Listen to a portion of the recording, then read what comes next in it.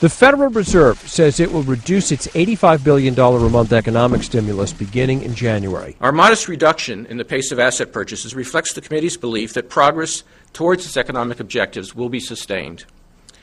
If the incoming data broadly support the committee's outlook for employment and inflation, we will likely reduce the pace of securities purchases in further measured steps at future meetings. The pullback means the Fed will reduce its purchases of mortgage bonds and Treasury bonds by $5 billion each. I think the $10 billion initial taper was a good number. It's more symbolic, perhaps, than it is substantive. But I think the Fed wanted to signal to the market that they're beginning to unwind the program, but they're still going to be data dependent. The unemployment rate will be the biggest data point the Fed will use to help shape policy. It expects a dip below 6.5%, a threshold for further pullbacks next year. Economists say the decision shows the central bank now has faith in the economy 6 years after the Great Recession struck.